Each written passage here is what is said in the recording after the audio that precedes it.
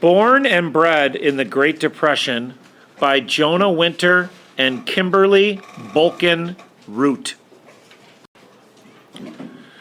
Where you grew up, on the edge of town, next to the tracks, you could hear the trains going by at night. East Texas, the 1930s, the Great Depression. In that tiny white frame house, there were 10 of you, 8 kids and your parents, in 4 small rooms. You slept at the foot of one bed because there were only 2 beds, and you were the youngest.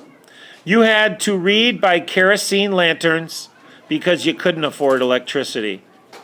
You got your water from a well because there was no indoor plumbing. There were no toilets, so you had to use an outhouse. I know, because you've told me, Dad. This was the world you grew up in. There weren't any jobs, or not many, and sometimes your dad, Grandpa Winter, couldn't find work.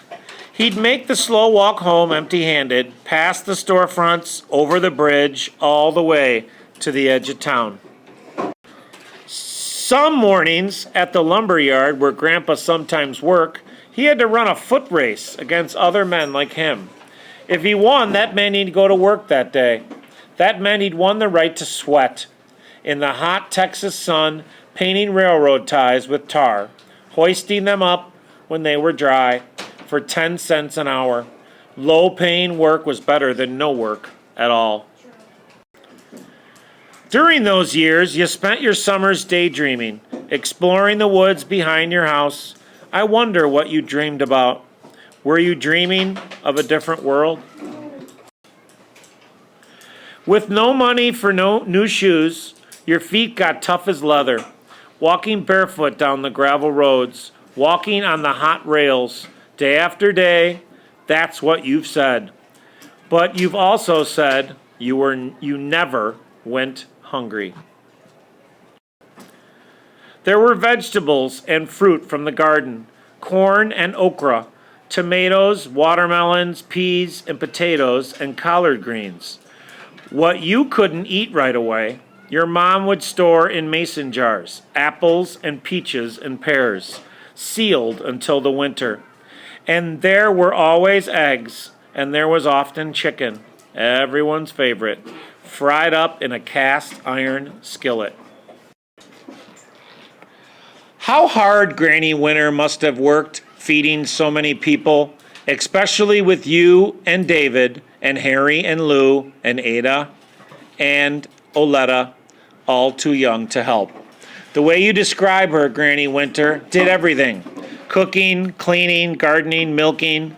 But even as strong and as tough as she went a little crazy sometimes. You've said that she was so afraid of storms. She'd make you all go down in the storm cellar, where'd she cry and pray, wailing, "Oh Lord, we're all gonna die." She wasn't scared of much else, though. Like the time a bull wandered into your pasture through an open gate.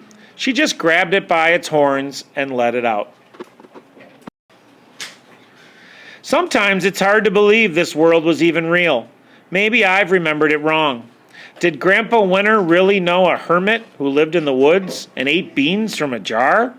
Did Granny Winter really have to fire up the wood-burning stove every day, even in the summer, to heat up water to wash clothes on a washboard?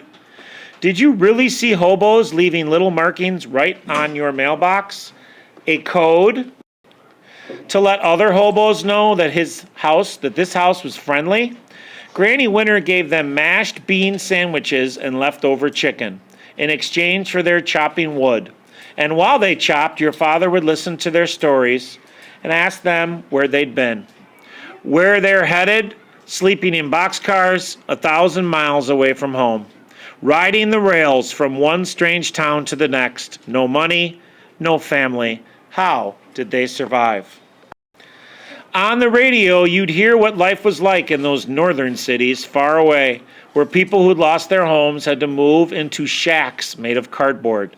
Side by side with other shacks, makeshift towns and public parks, Hoovervilles you called them, named after President Herbert Hoover, who many blame for the Great Depression. I don't know what caused it, you've said. All I know is that poor as we were, my folks never took one dime from the government. Maybe they should have. Maybe that would have made life easier for you. But somehow, Dad, you survived.